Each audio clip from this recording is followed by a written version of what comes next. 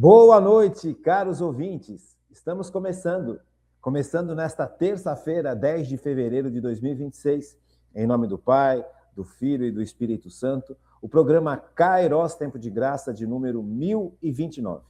Eu sou Paulo Miziari e ficaremos juntos até as 9h30 da noite nos 1.600 kHz AM da rádio 9 de julho. Nos trabalhos técnicos, o meu amigo Michel Silva, olha ele aí, o monstro, grande Michel. São Paulino, Michel. Tá triste o Michel, tá triste. Tá difícil, né, Michel? Eu quero agradecer demais à Paróquia Nossa Senhora do Brasil por manter esse programa no ar e quero agradecer a você, de uma forma muito especial, que está sempre aqui conosco, né?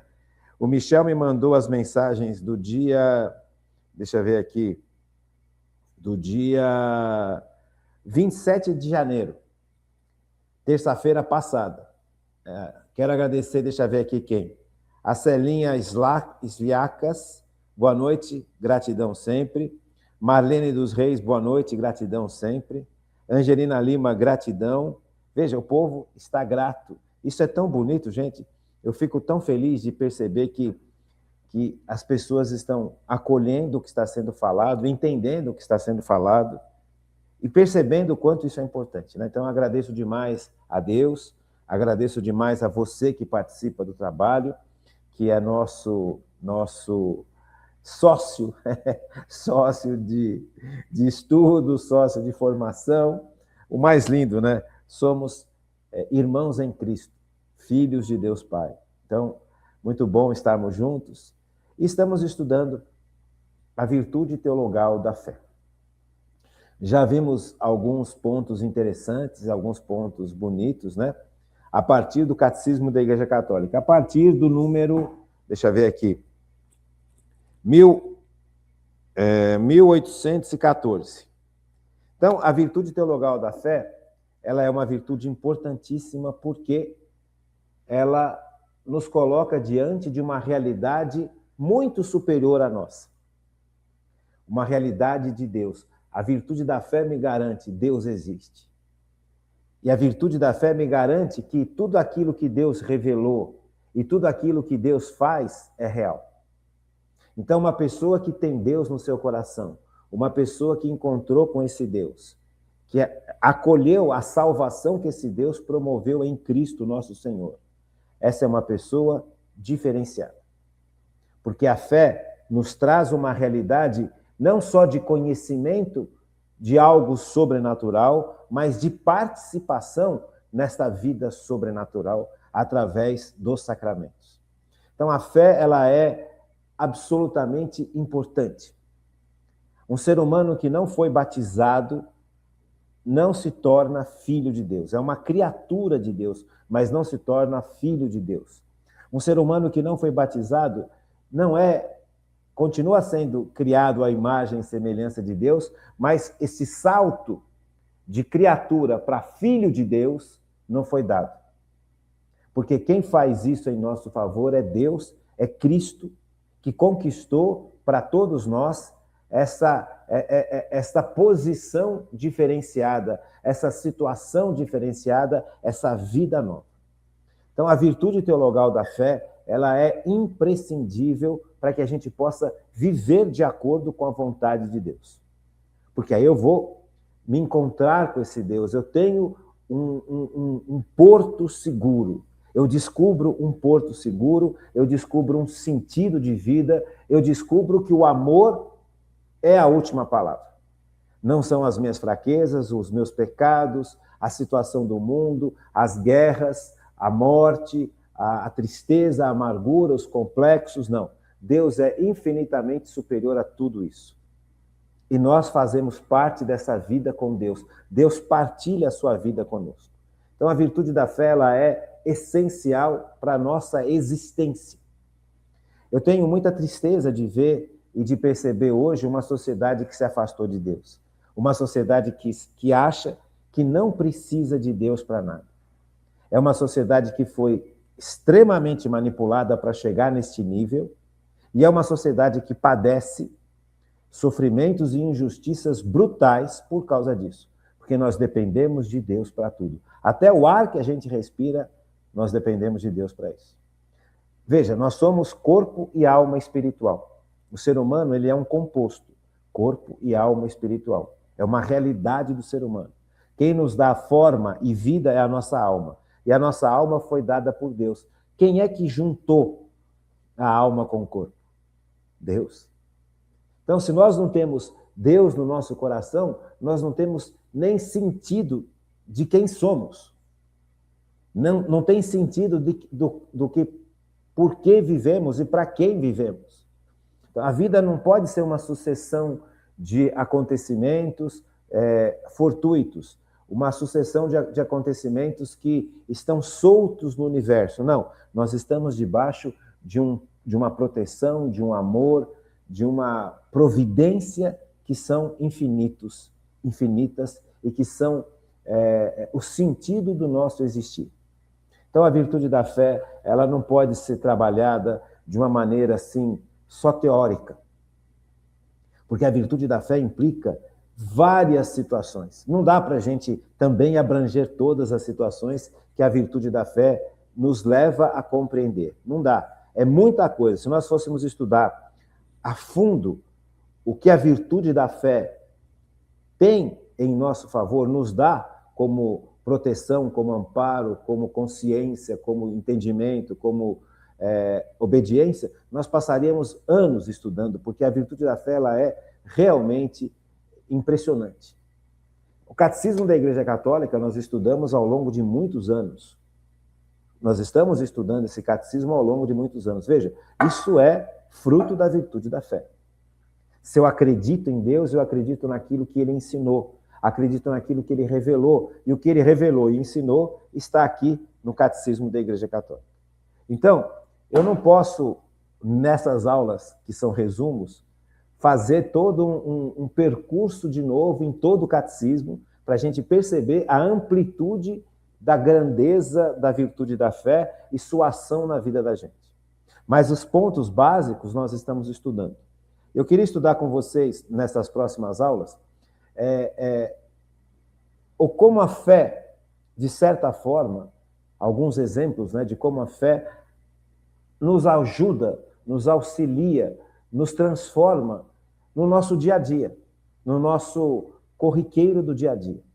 Então, eu quero primeiro, nessa aula de hoje, olhar um pouquinho a fé sobre um sentido mais genérico, como ela nos protege de uma forma mais genérica, como ela nos protege de nós mesmos, e como a fé nos protege na nossa vida de trabalho, na nossa vida de relações e tudo mais. Então, eu acho que é bacana a gente fazer esse resumo para que a gente possa já não só ficar na teoria do sentido do que significa a virtude da fé, mas entender cada vez mais de forma prática o que a virtude da fé faz em nosso favor. Além de tudo o que a gente já estudou sobre a virtude da fé nesses resumos que nós estamos fazendo, tá bom? Então,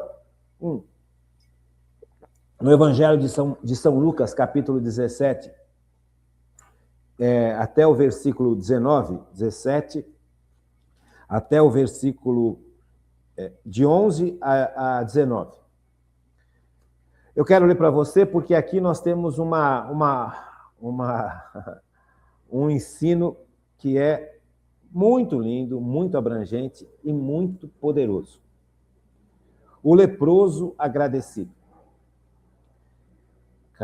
Evangelho de São Lucas, capítulo 17, versículos de 11 até o 19. Sempre em caminho para Jerusalém, Jesus passava pelos confins da Samaria e da Galileia. Ao entrar numa aldeia, vieram-lhe ao encontro 10 leprosos, que pararam ao longe e elevaram a voz clamando: Jesus, mestre, tem compaixão de nós. Jesus viu-os e disse-lhes: Ide e mostrai-vos aos sacerdotes. E quando eles iam andando, ficaram curados. Um deles, vendo-se curado, voltou glorificando a Deus em alta voz. Prostrou-se aos pés de Jesus e lhe agradecia, e era um samaritano. Versículo 17. Jesus lhe disse: Não ficaram curados todos os 10? Onde estão os outros 9?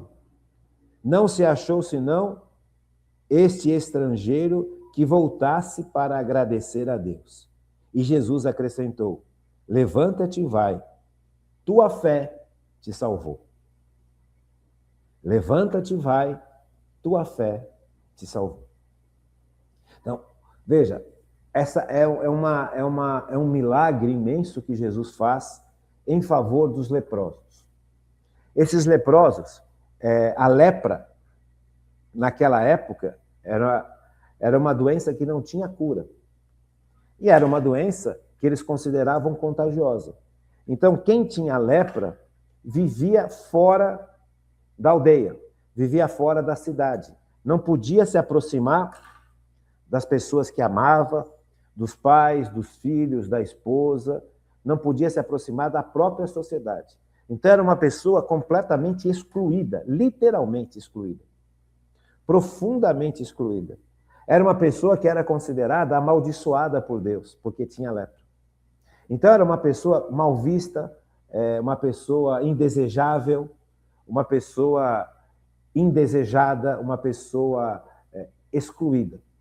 Então, quem tinha lepra naquela época vivia o pior tipo de exclusão que um ser humano pode ter. Ele ficava fora dos muros da cidade, fora dos limites das cidades, e se alguém se aproximasse, esse leproso ou essa leprosa era obrigado ou obrigada a gritar: sou leproso, não se aproxima. Veja, então, era uma dor brutal. Imagina você passar a vida inteira doente. A lepra é uma doença muito dura. Hoje tem tratamento, graças a Deus, mas naquela época não tinha. Então, a pessoa, além de padecer a doença, o sofrimento que a doença causava, um sofrimento terrível em todos os sentidos, físico, moral, psicológico, partes do seu corpo estavam estragando. Então aquilo era brutal. Imagina a dor, o sofrimento físico e o sofrimento psicológico. A pessoa não podia dar um abraço num pai, dar um abraço numa esposa, dar um beijo no filho. Era obrigado a viver completamente alheio a tudo e a todos. Era uma realidade muito dura. Então quem se aproximava de um leproso era considerado impuro. Não podia também se aproximar da cidade, porque teve contato com o leproso. Jesus, no caminho, ele está indo da Galileia até Jerusalém. Veja, são regiões diferentes. Olha o que fala aqui do comecinho. Vamos ver aqui o que fala do comecinho. Ó. Sempre em caminho para Jerusalém, Jesus está descendo para Jerusalém. Ele sai da Samaria, Galileia, e vai chegar até Jerusalém. Então, são regiões diferentes. E essas regiões que estão ao norte, Samaria e Galileia, já tinham se afastado da fé dos judeus por várias questões que nós já estudamos ao longo da nossa formação no catecismo. O norte de Israel se divide em dois, o norte e o sul. O norte, que tem Samaria e Galileia, já estava sob a influência de outros impérios, de outros povos, e já havia uma mistura muito grande de religiões aí. Então já não tinha os judeus que viviam nessa região, já não eram judeus que eram considerados puros. Você percebe? Eles eram mal vistos pelo povo do sul, pelos judeus que estavam em Jerusalém, no templo, que teoricamente seguiam a religião judaica. Esses judeus que habitavam essas regiões ao norte de Jerusalém, eram judeus que já estavam quase que apostatados, já tinham se afastado da fé, misturado as fés. Então, era muito mal visto pelos judeus. E aí, veja, Jesus está indo para Jerusalém. Aqui Lucas está nos mostrando Jesus indo para Jerusalém, onde Jesus ia ser julgado, onde Jesus ia passar toda aquela situação terrível que Jesus passou. Jesus não foge da realidade da vida. Jesus não foge da sua da sua missão, da sua existência, do seu porquê. Então Jesus estava indo para Jerusalém e ele se depara com esses 10 leprosos. E eles desesperados, e aí você entende o porquê que eles estavam desesperados, pedem a cura milagrosa para Jesus.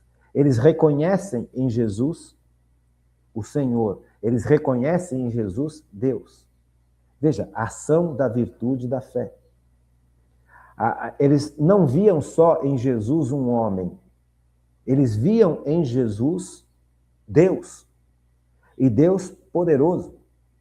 Então a virtude da fé permitia que aqueles homens leprosos, que sofriam horrores, que estavam vivendo uma vida totalmente separada da sociedade, excluídos até o último grau, numa dor, num desespero, numa angústia profunda, eles voltam-se para Jesus e suplicam para Jesus a fé. Vejam, os judeus olhavam para Jesus e não viam em Jesus, a maior parte dos judeus do sul, lá de Jerusalém, os fariseus, os saduceus, os doutores da lei, os que seguiam Herodes, que era o rei de Israel naquela época, e nem judeu Herodes era. Eles olhavam para Jesus e não viam em Jesus Deus que se faz homem. Pouquíssimas pessoas em Israel viam em Cristo Jesus o Messias. Viam Jesus Cristo como Senhor e Salvador, que eram os pobres de Javé, que eram aquelas pessoas que ao longo dos séculos foram compreendendo que não poderiam viver em função dos poderes humanos, viver em função dos poderes do dinheiro, da força, da saúde pessoal, dos amigos, dos conchavos. Eles foram compreendendo que eles só poderiam depender de Deus, porque eles entenderam que o homem é frágil, que os poderes são corruptos, podem se corromper, que os poderes são terríveis, que o dinheiro pode escravizar, que os conchavos levam os povos para situações brutais, tanto é que Israel estava sob o império de Roma, um império pagão e brutal.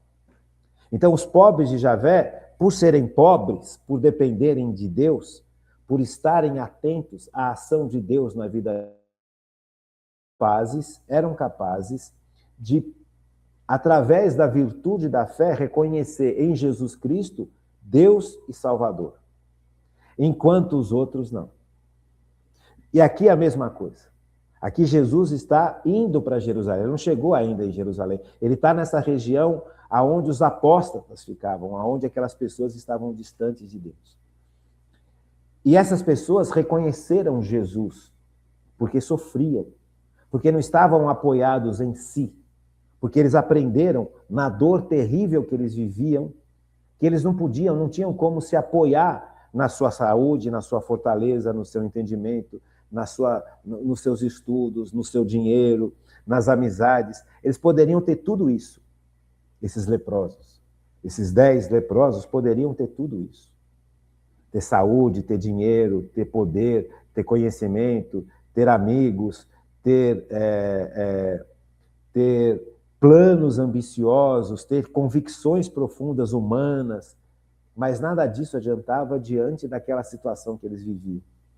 Então, eles também compreenderam, de alguma forma, que da humanidade e dos poderes do mundo não se pode esperar.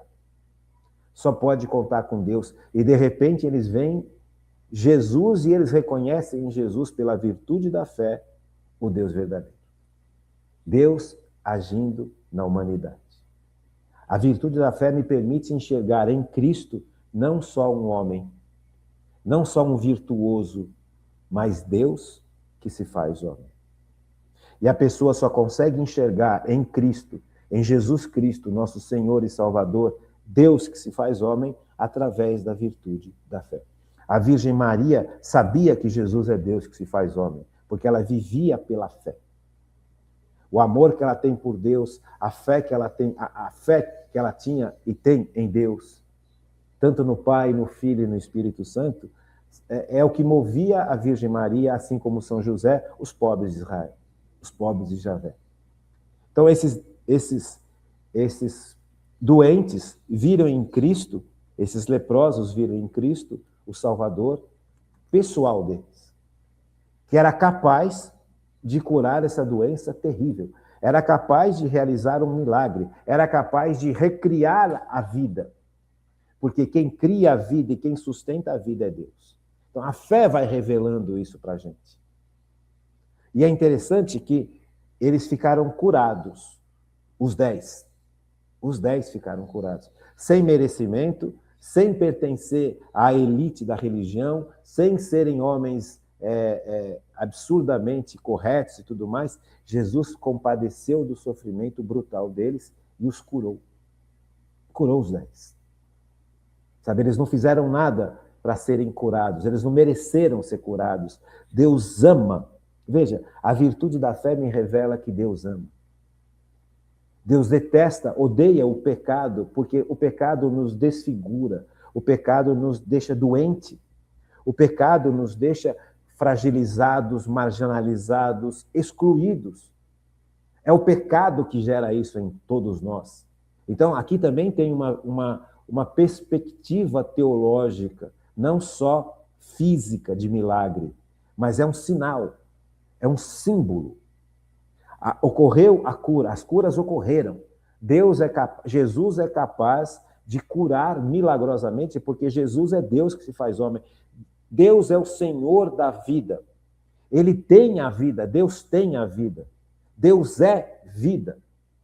E a partir da vida que ele é e tem, ele derrama a vida. Ele doa a vida, ele é capaz de dar a vida. Então, a virtude da fé me garante isso, me faz enxergar isso e me garante isso. Esses 10, eles foram curados por Deus. Isso é muito lindo, gente. Deus cura a gente. Deus cura o pecador. Mas é necessário que o pecador tenha uma atitude básica, que também é movida pelo Espírito Santo, que é o arrependimento. Sabe?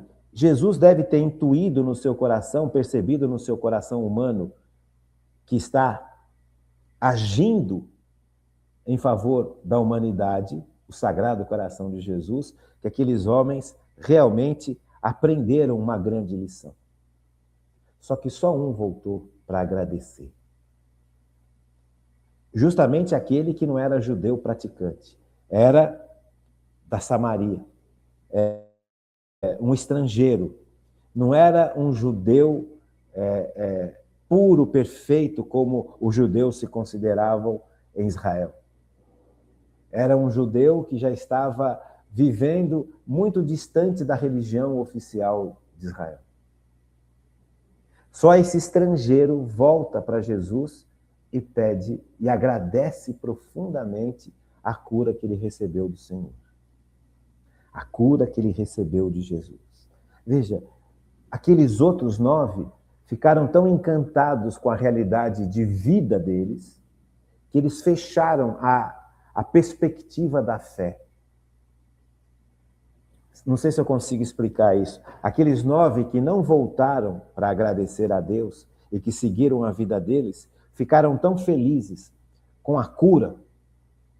A cura era o máximo para eles. Eles não conseguiam enxergar além da cura. Eles não conseguiram enxergar, pelo menos naquele momento, que eles estavam diante do Senhor da vida. A vida deles era tão machucada, tão dura, tão enferma, tão destruída, que a única coisa importante para eles era voltar a ter a vida que os outros tinham. Quantas e quantas vezes nós não deixamos que a fé, essa virtude teologal maravilhosa, abra a nossa cabeça para a gente enxergar além dessa vida, mesmo estando sob a ação da virtude da fé. Interessante, né? Muito interessante. Eu venho pensando muito nisso, eu tenho pensado muito nisso esses dias. E que, realmente, muitas e muitas vezes, eu tenho vivido a fé neste nível de vida humana. Eu tenho buscado Jesus para realmente me ajudar na vida. E ele ajuda, porque nós fomos feitos para a glória de Deus. Quanto mais nós formos curados, quanto mais nós fizermos aquilo que somos chamados a fazer no nosso dia a dia, na nossa existência, em Deus, tanto mais damos glórias a Deus. Então, se você trabalha bem, se você é um bom profissional, se você é uma boa dona de casa, se você é um bom médico, um bom dentista, um bom professor, um bom faxineiro, um bom economista, um bom profissional em qualquer área, de alguma forma, você está mostrando para o mundo que aquilo que Deus te deu, aquelas capacidades que Deus te deu, aquelas potências que Deus te deu de forma natural, estão sendo bem utilizadas. Deus está agindo. Mas nós ficamos, muitas vezes, presos só nesse nível humano. Nós não subimos o degrau que devemos subir junto com o bem viver. Além do bem viver, nós precisamos subir degraus na nossa vida de fé, subir degraus na nossa consciência. Veja, nada neste mundo, nada, absolutamente nada, bem material nenhum, bem natural nenhum, é capaz de saciar o nosso desejo de felicidade. O nosso desejo de sermos amados e de sermos compreendidos. É básico, é fácil de entender isso. Você está doente. O que o doente mais quer quando ele está doente? Ele quer ser curado, assim como esses leprosos. Então, quando você está doente, você anseia estar são, estar curado. Graças a Deus, quando você foi curado, você já não anseia mais ser curado. O ser curado, que te fazia muito feliz naquela época em que você estava bem doente, agora que você já está curado, já não te faz mais tão feliz assim. Agora você, para se sentir feliz, você quer ser bem-sucedido, financeiramente falando, né? E nada disso está errado, eu só estou falando que, veja, esses bens são bens, mas eles não são bens plenos. Eles não são bens que realmente satisfazem plenamente o ser humano. Veja, estava doente, precisava ser curado, ele seria muito feliz se fosse curado, e ele foi curado. E aí, a partir do momento em que ele foi curado, o ser curado da doença já não o faz mais feliz. Já passa a ser algo, entre aspas, normal. Porque não é normal, porque quem nos dá saúde é Deus. Quem nos mantém saudáveis é Deus. Então, só que a gente não percebe. A gente só percebe que a saúde é importante quando a gente perde ou fica doente. Então, a gente quer ser feliz voltando a ter saúde. A partir do momento que você voltou a ter saúde, que é um grande bem que Deus nos dá, um bem natural, um bem que é primordial, um bem que é extremamente importante, já não basta para eu ser feliz. Eu preciso ser bem-sucedido na minha profissão. A partir do momento que eu fui bem-sucedido na minha profissão, que eu estou bem-sucedido na minha profissão, aquela felicidade que eu buscava em ser bem-sucedido na minha profissão, já não sacia mais a minha existência. Já sou bem-sucedido. Você percebe? Já cheguei nesse ponto e já não sou mais tão feliz. Eu preciso de algo que me faça mais feliz ainda. Eu preciso dar aulas para ajudar os outros. E conforme eu vou dando aulas para ajudar os outros, na minha profissão, eu começo a perceber que mesmo assim, no começo eu ficava muito feliz com dar aulas, eu me sentia mais pleno, eu me sentia mais útil, e de repente isso já não me faz tão feliz assim. Então você percebe que todos os níveis de bens que são importantes nesse mundo não nos planifica completamente. O único bem que nos planifica completamente é Deus. O único bem que nos faz ser realmente felizes, completos, se sentir e viver de uma forma plena, plenitude absoluta, é Deus. Você compreende? Então, a fé vai me dirigindo para essa realidade da plenitude. Vai me abrindo os olhos para enxergar que qualquer bem, por mais justo e útil que seja, natural, sabe? Veja, as virtudes, por mais que eu seja virtuoso, o simples fato de ser virtuoso não me faz plenamente feliz. Porque o virtuoso vai perceber que ele é virtuoso numa determinada área, mas em outra área ele não é virtuoso. Então, uma pessoa que é boa, que é uma virtude humana importantíssima, um bom coração, uma pessoa boa, boníssima, mas essa pessoa, só pelo fato de ser bom, não faz para ela, não traz para ela a felicidade plena, porque ela percebe, essa pessoa percebe que ela pode ser boa de coração, mas ela carrega misérias. Ela carrega situações que são duras. Ela pode ser uma pessoa irada, raivosa, por vários motivos. Então, só a virtude humana, ela também não traz a felicidade plena, porque nós não temos a perfeição das virtudes. Eu posso ser virtuoso em várias áreas, mas mesmo virtuoso em várias áreas, eu percebo que em outras áreas eu não sou virtuoso. Então a felicidade não é plena. A única plenitude que o ser humano vai encontrar, a única felicidade perfeita é Deus. E é isso que a fé revela para a gente. É isso que a fé vai nos mostrando. Só Deus pode ser para mim aquilo que eu tanto necessito, aquilo que eu tanto busco, aquilo que eu tanto anseio. Só Deus. Só Deus.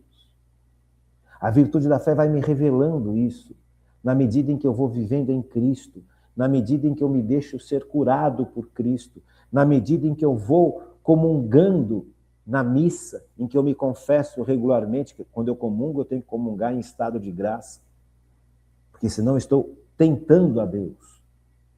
Então é importante a gente compreender essas coisas todas, e aí você vai percebendo que só Deus é suficiente para a gente.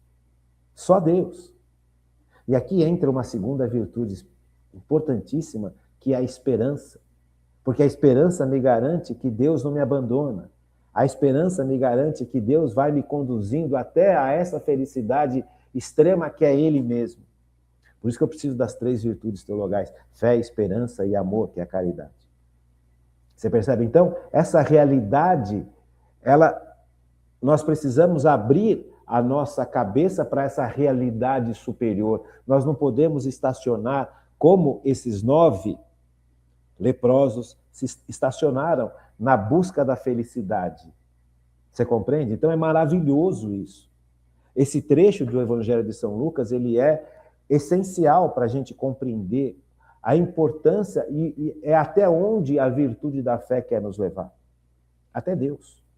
Viver em Deus, estar em Deus, obedecer a Deus, pertencer completamente a Deus, é isso que vai nos fazer finalmente plenos e felizes, aqui nesse mundo e totalmente pleno e feliz na eternidade, porque aí sim, aquilo que a fé me levou a ansiar com todo o meu coração, com todo o meu desejo, com toda a minha vontade, vai ser dado, porque Deus vai se doar totalmente para a gente. Nós participaremos da própria Trindade, do amor do Pai pelo Filho, do Filho pelo Pai. Este amor é a pessoa da terceira pessoa da Trindade, porque é um amor tão perfeito. Nós estaremos, por Cristo, mergulhados nesse amor, nessa beleza plena, nessa sabedoria plena, nessa providência plena, nessa felicidade plena, nessa plenitude. Então, é isso que o ser humano anseia. E a fé nos revela que é isso, é para isso que fomos criados. E a virtude da esperança me garante que Deus me leva até lá. Deus vai curando a minha vida, transformando a minha vida, santificando a minha vida, para que eu possa realmente receber essa felicidade, essa plenitude e constatar isso tudo, enxergar essa beleza. Veja, a própria beleza. Se você for olhar direitinho, se você for analisar com calma, você vai perceber que a beleza que a gente constata nas criaturas e na natureza, ela não é perfeita, completamente perfeita. Ela tem limites. Né? Você vê, por exemplo, um pôr do sol. Ele é maravilhoso, mas ele dura pouco tempo. Sabe? É fugaz, é rápido. Aquela beleza que é quase que indescritível, um pôr do sol numa praia. Eu estava vendo ontem, esses dias, né? Eu falo ontem porque o programa é gravado e você vai ouvir isso daqui a alguns dias, mas entenda que o programa foi gravado. E ontem, eu estava vendo no YouTube um programinha sobre Cozumel, no México. Eu conhecia de nome, já tinha ouvido falar muitas vezes, mas eu nunca tinha me atentado à beleza dessa região, dessa ilha, Cozumel. E o YouTube mostrou as praias, mostrou algumas praias que tem lá nessa região de Cozumel. Elas são realmente, elas não são lindas, elas são muito mais que lindas. Tem algumas praias nessa região que são absurdamente maravilhosas. Então, quando você vê um negócio desse, você fica em êxtase. Só que a gente nunca pode estar lá. E quando a gente está lá, a gente vai, fica um tempinho e vai embora. Então, essa beleza, ela não é perfeita para a gente. Chega à noite, você não enxerga mais a beleza da praia. Então, assim como as pessoas, você vê uma pessoa bela, quando você vai olhar alguma coisa mais de perto, você vê que ela não é tão perfeitamente bela. Alguma coisa não está em equilíbrio. Por mais bela que seja a pessoa, se você olhar com atenção, você vai perceber que ela tem uma beleza, muitas vezes estonteante, mas tem limites essa beleza estonteante. Só Deus é perfeitamente belo, infinitamente belo. Nunca acaba a beleza de Deus, nunca termina a beleza de Deus, nunca diminui a beleza de Deus. Pode acontecer o que acontecer no universo, a beleza de Deus continua intacta. E não é o que acontece com a gente. Uma mulher muito linda, depois dos seus 40, 50, 60 anos, já não é tão linda assim. Aquela beleza toda que a gente enxergava, mesmo com alguns mínimos limites, já esvaneceu. Veja, tudo tem limite. A beleza de Deus não tem limite. O amor de Deus não tem limite. A vida em Deus não tem limite. A sabedoria de Deus não tem limite, porque se tivesse qualquer tipo de limite, não seria Deus. Isso que os gregos nos ensinaram há milênios atrás. E São Tomás de Aquino trouxe isso para uma equação teológica muito mais profunda, muito mais inspirado pelo Espírito Santo do que propriamente Platão, Aristóteles, que foram também inspirados por Deus para concluir um monte de coisas assim como essa que eu estou falando para vocês. Então, veja, a fé, a virtude da fé, ela vai revelando essas realidades para a gente. Ela vai mostrando essas realidades para a gente na medida da minha humildade, na medida da minha dependência de Cristo, na medida da minha obediência a Deus. Isso tem que ficar muito claro. Tá bom? Vamos fazer uma pausinha e daqui a pouco a gente continua. Vamos lá. Então, voltando, Lucas 17, de 11 a 19. Depois que esse doente, que essa pessoa, que esse leproso volta para agradecer a cura que Deus deu para ele. Então, esse leproso aqui, ele está dando um passo na fé maior que os outros. Os outros, na fé, compreenderam que Jesus poderia curá-los, porque eles entenderam, sob a ação da virtude da fé, que Jesus é Deus que se faz homem. Imenso. A maior parte dos judeus não enxergava isso. Esses doentes enxergaram. Justamente porque eles compreenderam que eles não poderiam depender de si, do seu racional, das suas conclusões humanas, das suas visões de mundo, das suas ideias e conceitos, porque eles perceberam que no sofrimento que eles viviam, tudo isso caiu. Nada disso valia. Então, de certa forma, eles se abriram para Deus, mesmo na dor e no sofrimento. A dor e o sofrimento nos leva se tivermos bons conselheiros, a nos abrir para Deus. Então, a virtude da fé mostrou para eles que Jesus era capaz do impossível. Mas eles ficaram só aqui. 9 deles ficaram só aqui. Eles não deixaram que a virtude da fé continuasse a sua obra, a sua transformação, a sua formação no coração e na mente deles. Só um voltou para agradecer. Porque esse um percebeu que a saúde que ele recuperou não traria para ele a felicidade que ele tanto almejava, mas sim Cristo. Veja que salto na fé. Que espaço o Espírito Santo encontrou no coração desse homem para agir neste nível, para levar este homem para este nível de fé. Isso é maravilhoso. E quantas vezes nós não permitimos que o Espírito Santo nos leve para esse nível de fé? Este nível aonde a gente constata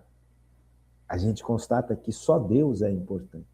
O resto tem o seu lugar, mas está muito aquém.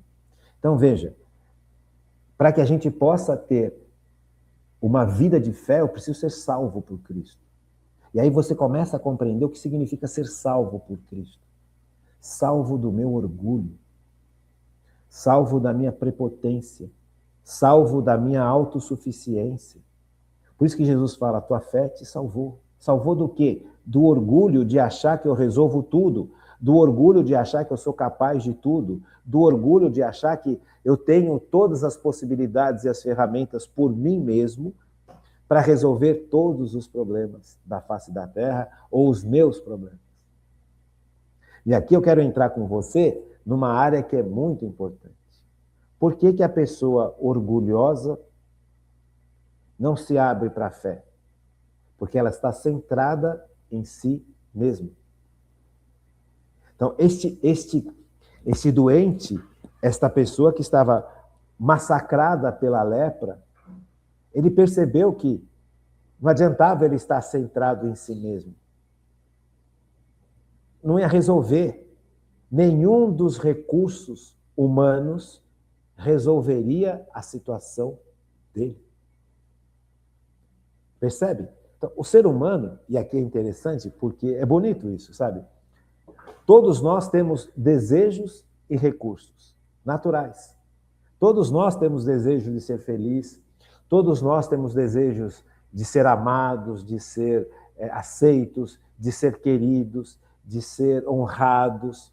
Todos nós temos de sermos justos. Só que a gente acha que os nossos recursos naturais são suficientes para a gente chegar neste nível. E aqui é o grande engano que o demônio colocou no coração da humanidade, principalmente nos tempos de hoje. Que os nossos recursos, sejam eles humanos, ou de tecnologia, ou de conhecimento, ou de estudo, vão ser suficientes para que a gente seja feliz. Ou seja, o que é ser feliz na mentalidade do humano? Que os nossos desejos serão saciados através dos nossos recursos. Que coisa, hein? Então, veja, vamos dar um exemplo, alguns exemplos disso, né? Os recursos humanos que a gente tem e que a gente acha que são suficientes. Vamos falar 7 recursos humanos que a gente acha que tem, alguns a gente tem, outros a gente não tem, alguns a gente já teve e perdeu, mas a conclusão é, a gente acha que a partir desse, no mínimo, desses 7 recursos humanos que nós temos, nós poderemos dar conta de tudo. E aqui entra o orgulho. Aqui entra a prepotência. Porque nós só conseguiremos chegar no nível de felicidade que a gente tanto anseia através de Cristo. Por isso que é gravíssimo o tempo que a gente vive. Vamos ver rapidamente esses 7 recursos que humanamente faz com que a gente ache que nós possamos ou poderemos garantir algo, garantir nossa felicidade, garantir o nosso bem-estar, garantir o nosso sucesso. Então vamos lá. Primeiro recurso, saúde. uma boa saúde. Segundo recurso, bons conhecimentos. Terceiro recurso, ter um plano de vida. Depois eu vou explicar cada um deles com calma. Ter um plano de vida. Quarto recurso, convicções humanas. Eu posso, eu quero. Eu quero, eu posso. Percebe? Nós somos dioturnamente manipulados para pensar desse jeito. Por exemplo, você pega o filme do Super-Homem. Ele pode tudo o que ele quer. Porque ele é o super-homem. Nietzsche já propunha isso. Que os cristãos são os covardes porque não assumem a possibilidade de conquistar tudo o que quer. Então se escondem numa falsa religião, num falso pietismo. Percebe como é terrível?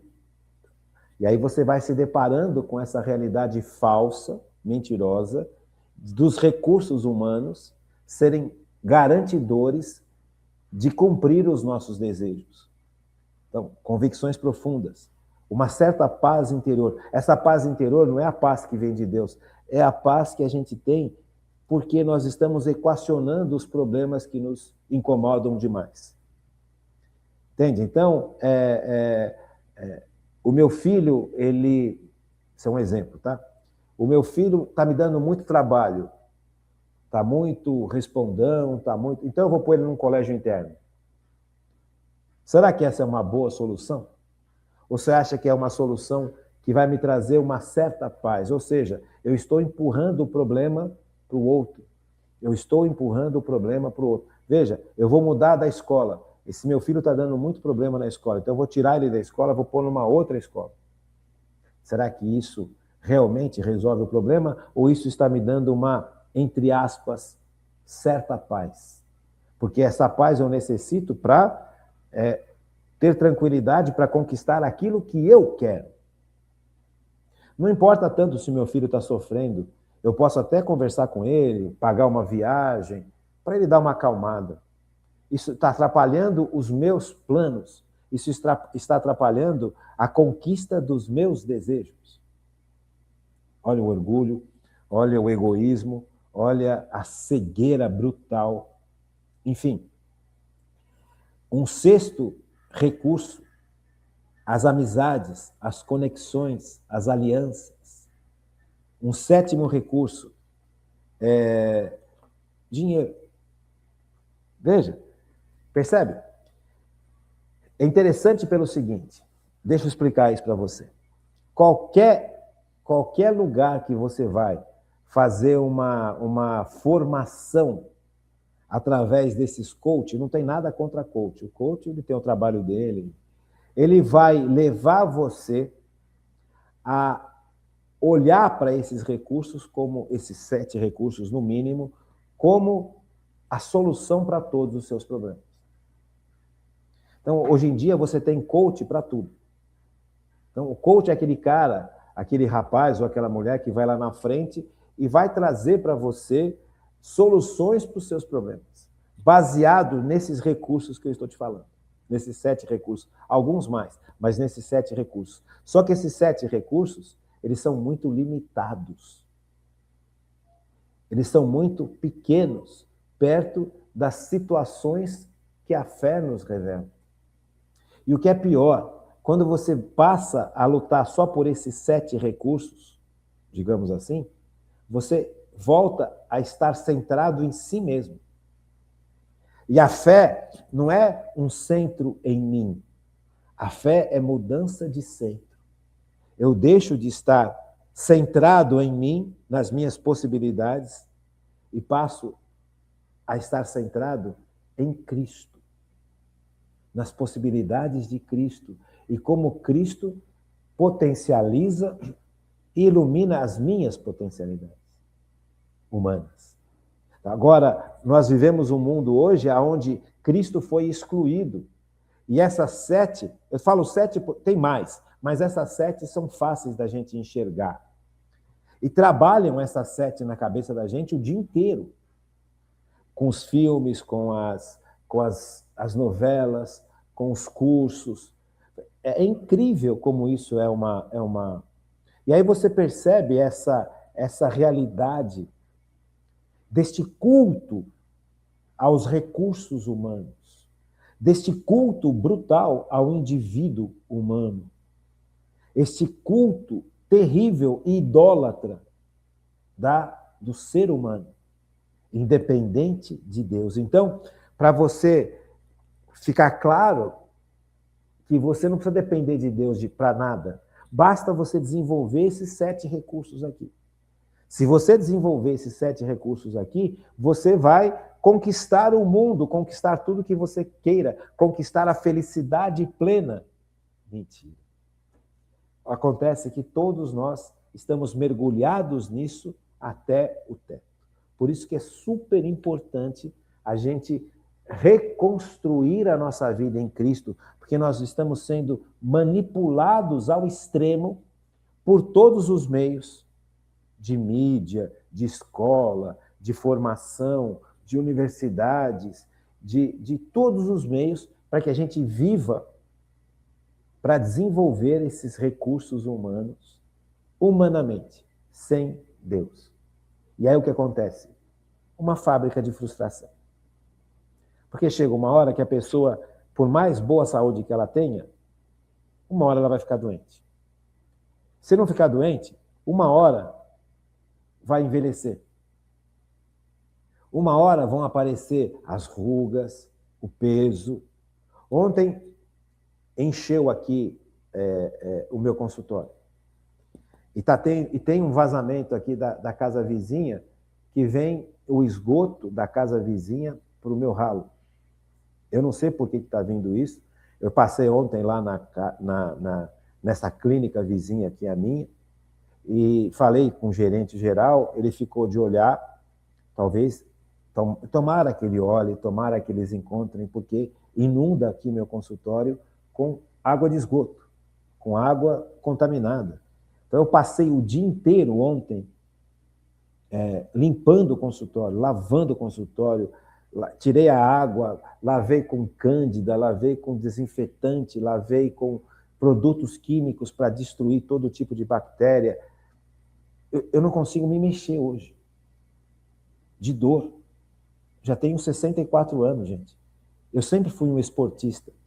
Mas ontem eu passei a tarde limpando, neste nível, o consultório inteiro, porque inundou. Verteu água do esgoto do vizinho para cá. Gente, é um desespero. Hoje, essa noite, eu não consegui dormir de dor nas costas. Você entende? De preocupação com o consultório, de preocupação com a situação, com a limpeza, com o asseio do consultório. O consultório tem que ser limpo, tem que ser asseado.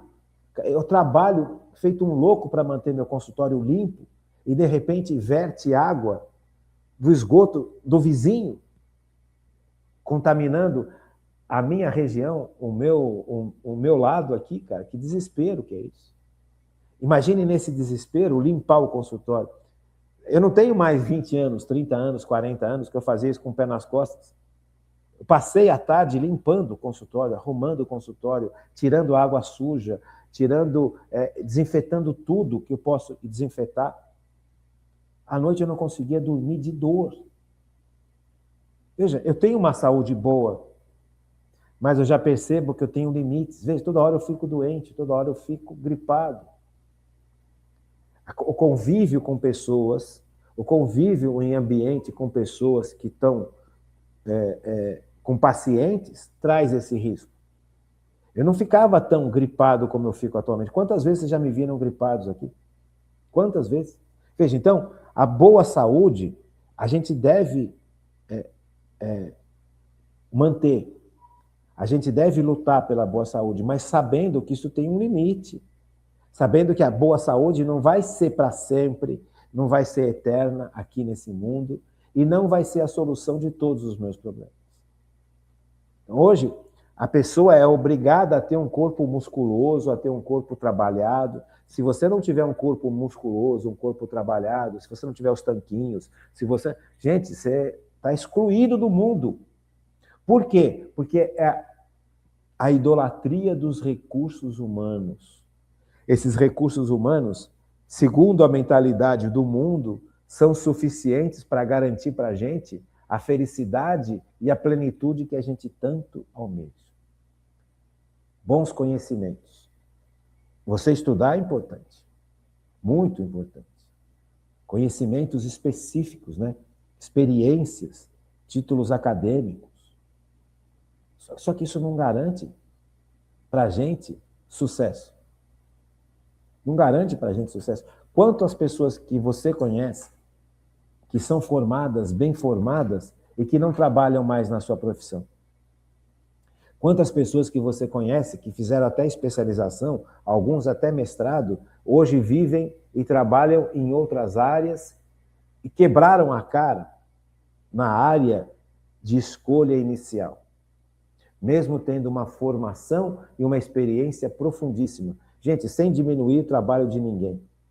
Quantos mestres, especialistas em determinadas áreas, hoje estão dirigindo Uber? Sabe, aqui em São Paulo, tinha um boteco chamado O Engenheiro que Virou Suco. Eu não sei se você lembra disso. Então, isso ficou muito... Eu era bem mais novo quando tinha esse boteco. Talvez, se você puxar pela memória, se você for um pouquinho mais velho, você vai perceber, vai lembrar disso, né? O engenheiro que virou suco. Quer dizer, isso foi um choque na época, né? Engenheiro é uma profissão que te abre possibilidade para um monte de tipos de trabalho. O engenheiro pode trabalhar com engenharia, pode trabalhar na área de economia, na área de administração, na área de investimentos. Por quê? Porque é uma visão matemática, e a matemática aprofundada do engenheiro abre possibilidade para um monte de coisas. Então, quando você vê o engenheiro que virou suco, veja, não é absurdo, não é perfeito. Por mais estudo que você tenha, por mais capacidade que a gente tenha, por mais experiência que a gente tenha, eu vou dar um exemplo da minha profissão. Eu sou especialista em canal, sou dentista especialista em canal pela Fundação da USP. Eu posso dizer, sem a menor sombra de dúvida, que eu cheguei no ápice do conhecimento do tratamento de canal. Eu não sou perfeito, eu não sou o melhor dentista do mundo, mas eu cheguei no ápice daquilo que eu posso oferecer como solução para os pacientes. Só que os pacientes não querem mais a solução que eu posso oferecer para eles. Um monte de pacientes quer que tire o dente e põe implante. Se está certo, se está errado, se é ético, se não é ético, não vou entrar nessa discussão. Só estou trazendo para você que isso tudo tem limites.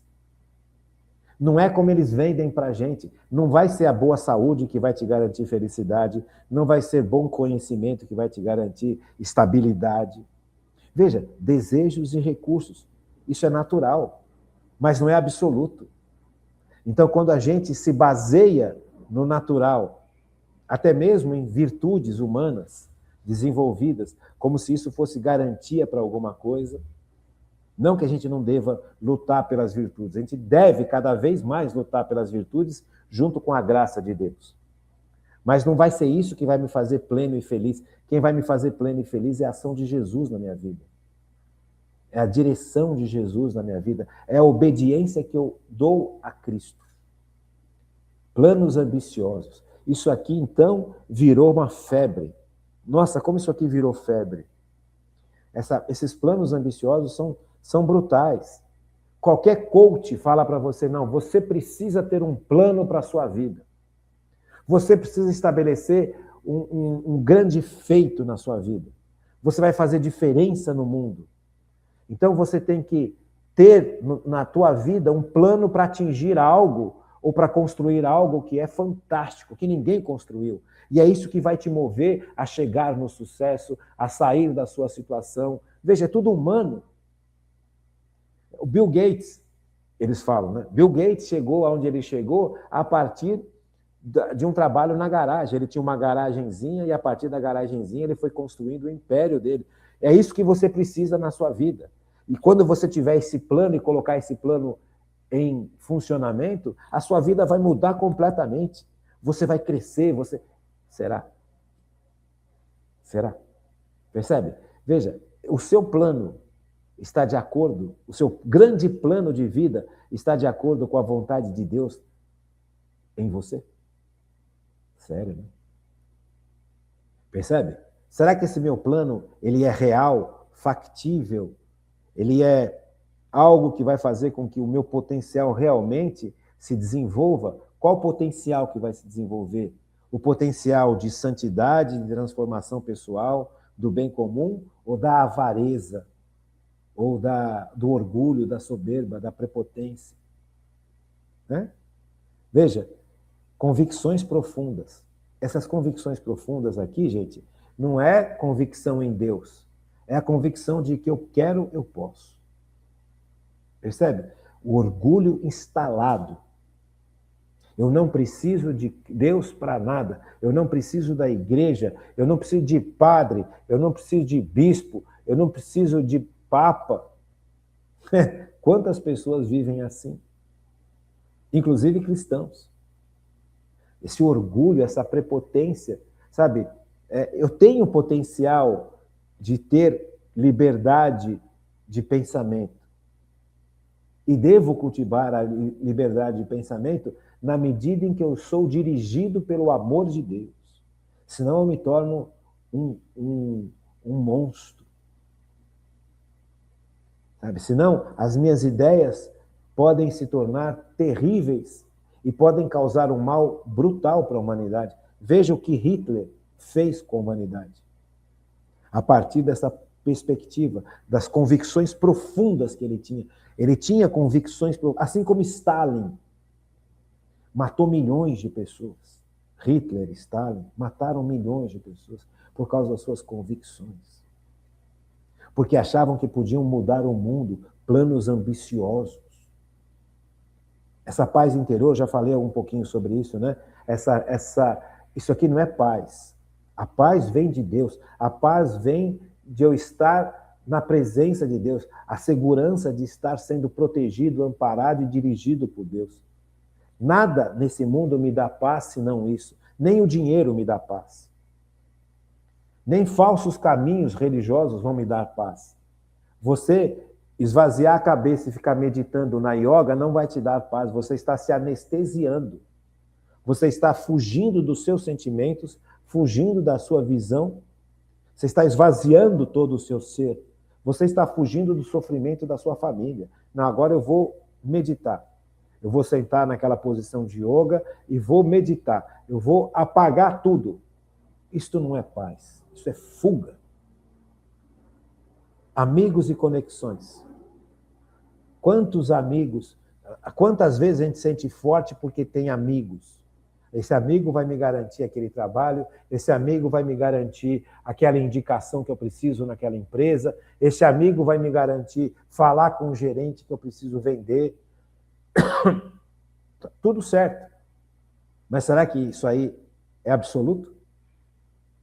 Será que essa associação, essa dependência, não leva a gente a nos associar em coisas que nós nunca deveríamos associar, em sociedades secretas? Percebe, gente? E dinheiro. Quanto mais dinheiro eu tiver, mais feliz eu vou ser, mais forte eu vou ser. Percebe como isso é uma fábrica de orgulho?